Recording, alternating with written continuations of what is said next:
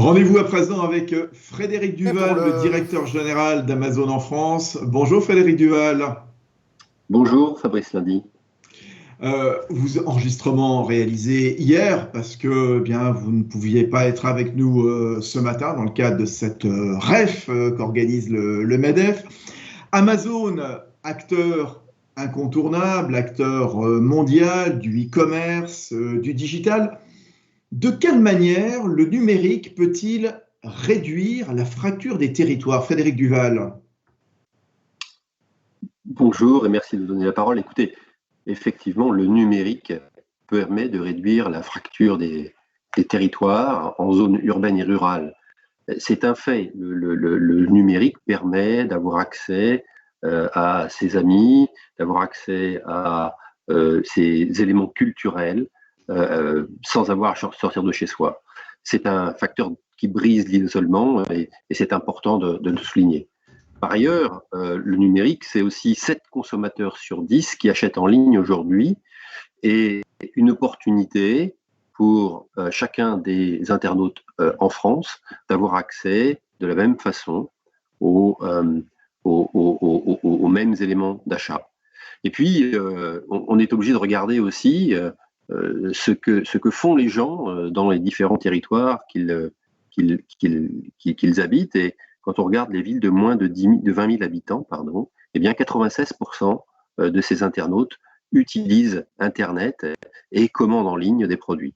Donc voilà, on voit bien que le numérique est une source pour chacun de nos concitoyens et en particulier pour ceux qui sont dans les territoires, eh bien d'avoir accès à des éléments culturels, à des éléments d'achat, à des éléments d'information. Et donc c'est évidemment un élément qui contribue à réduire la fracture territoriale, à faire en sorte qu'il y ait un désenclavement de toutes ces régions-là. C'est très très clair, Frédéric Duval. De quelle manière et de la même manière, comment le commerce en ligne est-il utile cette fois aux entreprises et où qu'elles se trouvent ces entreprises? Alors de la même façon que chaque internaute peut acheter un produit sur Amazon et sur l'e-commerce en particulier, plus généralement, pardon, partout sur le territoire, eh bien, chaque entreprise peut avoir effectivement la possibilité de vendre en ligne et de s'affranchir des barrières de distance, des barrières logistiques et de rester dans son territoire afin de réaliser une activité professionnelle. Ce désenclavement, cette possibilité qu'offre le numérique, permet même jusqu'à sauver des entreprises. On a beaucoup d'exemples de TPE, de PME qui, grâce au numérique, ont permis de conserver une boutique physique et de faire en sorte que les gens gardent une activité dans leur territoire. C'est le cas de plein d'entreprises. Alors j'en citerai deux. La papeterie Neveu, qui est au Havre.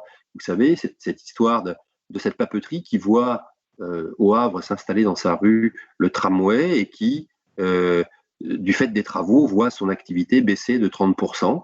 Eh bien, cette entreprise se lance dans l'Internet, vend sur Amazon et finalement multiplié par 2 ou 3, il me semble, son chiffre d'affaires. Finalement, son activité est désormais physique au Havre, mais aussi numérique, avec une grosse partie d'activité sur notre site. C'est le cas aussi d'une librairie à la page qui est à Besançon et qui marie les deux expériences, à la fois avec une boutique physique et une activité numérique. On voit bien que les études montrent que les magasins physiques qui se lancent dans le numérique développent leur activité de façon beaucoup plus facile. On voit que les entreprises qui gèrent à la fois un site de e-commerce et un magasin constatent un effet positif de leur activité en numérique sur leur magasin physique. 89% des PME que l'on interroge nous disent qu'elles considèrent que leur activité physique et numérique sont complémentaires. Et enfin, on voit aussi qu'une entreprise qui se met à vendre sur le numérique voit en moyenne son chiffre d'affaires augmenter de 14%.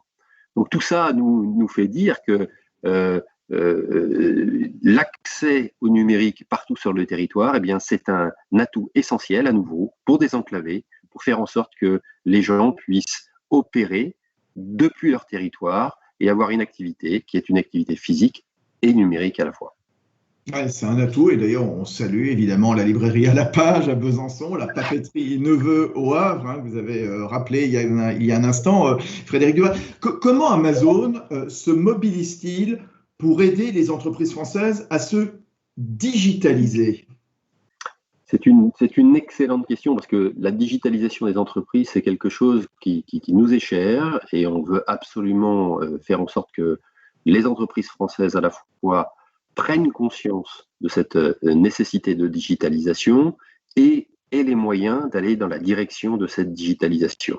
Alors on est mobilisé depuis de nombreuses années, mais on a renforcé encore cette mobilisation à cause, on va dire, de la pandémie et de ce qui s'est passé depuis le printemps dernier. Souvent, nos entreprises ne voient pas l'opportunité de la digitalisation nécessaire de leur activité. Elles pensent que c'est coûteux, elles pensent que ça va prendre du temps, elles pensent que l'opportunité n'est pas là. Et pourtant, elle est là, l'opportunité. La FEVAD, la Fédération de la vente à distance, dit que elle mesure et elle a dit que voilà, l'activité e-commerce représente aujourd'hui en France 112 milliards d'euros. 112 milliards d'euros, c'est un gros gâteau. Il y a beaucoup de choses à faire et on peut partager cette manne qui est en développement auprès de l'ensemble des acteurs français. Ensuite, on constate aussi qu'aujourd'hui, nos entreprises françaises sont moins digitalisées que les entreprises européennes similaires. Je cite Cédric O souvent, qui disait que 72% des commerces en Allemagne sont digitalisés, alors que 30% seulement des commerces français le sont. Pourtant aussi, on constate que certains commerces font la démarche. Et je cite souvent aussi la boucherie Victor, qui est à Montélimar et qui se développe et c'est une boucherie et qui vend en ligne partout en France, ou bien une entreprise comme les Princes de Bretagne à Saint-Paul-de-Léon qui fait de la vente en ligne de produits, de légumes frais et qui se développe grâce à ça. Alors, pour accompagner plus d'entreprises à aller dans cette direction-là, eh bien, on a monté un certain nombre de programmes, dont le plus emblématique est certainement l'accélérateur du numérique. L'accélérateur du numérique, qu'est-ce que c'est? C'est un programme qui met à disposition de tous les entrepreneurs français, quels qu'ils soient, une cinquantaine de formations en ligne, gratuites, que l'on peut prendre dans l'ordre que l'on veut pour découvrir à la fois ce qu'est le digital, quelles en sont les opportunités et comment se développer dans la direction d'une activité numérique. Je dis aussi que cette accélération du digital n'est pas spécifique au développement d'une activité sur Amazon. Ça peut l'être, mais ça peut être aussi d'autres sites. Et donc, j'invite l'ensemble des acteurs économiques français à consulter cet accélérateur du digital. Aujourd'hui, nous avons 4000 entreprises qui en bénéficient et on est très heureux de pouvoir diffuser cet accélérateur du digital, du numérique, pardon, cet accélérateur du numérique, pardon, à plus de participants. Vous avez rappelé, et à juste titre tout à l'heure, Frédéric Duval, certaines réticences d'entreprises à se digitaliser. Est-ce que vous avez fait des calculs? Est-ce que vous avez des preuves que cette digitalisation, finalement, elle crée de la valeur, elle a un impact positif pour l'économie française? Vous avez fait vos comptes? Oui, on a fait des comptes, on le mesure de façon constante. Et d'abord, il faut essayer de rappeler un certain nombre de choses. D'abord, alors on regarde l'activité qui est celle d'Amazon.fr en particulier, parce que c'est celle qu'on connaît bien, et on essaye de mesurer quels sont les impacts économiques de cette activité sur l'économie de la France. On est implanté depuis 20 ans en France et nous nous développons depuis 20 ans. Depuis 20 ans, les emplois dans le secteur du commerce ont augmenté et nous avons modestement contribué à cette augmentation. Ce que je peux vous dire aujourd'hui, c'est que environ 11 000 PME françaises vendent sur Amazon.fr, se développent par notre intermédiaire, et cela représente environ 13 000 emplois qui ont été créés sur le territoire. À cela s'ajoute une flopée d'emplois indirects qui sont générés par la supply chain amont et aval de nos activités.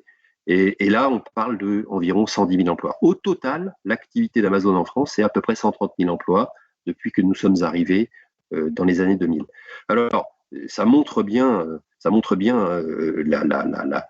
l'emploi tel qu'il a été créé par l'entreprise.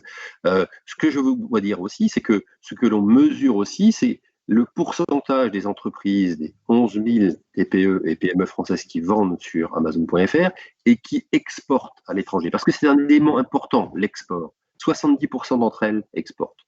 Donc, on voit bien au travers de ces chiffres, que le digital apporte à l'économie française, le digital apporte aux entreprises françaises qui souhaitent se développer, et en particulier, l'activité d'Amazon dans ce secteur est tout à fait reconnaissable et facilement identifiable.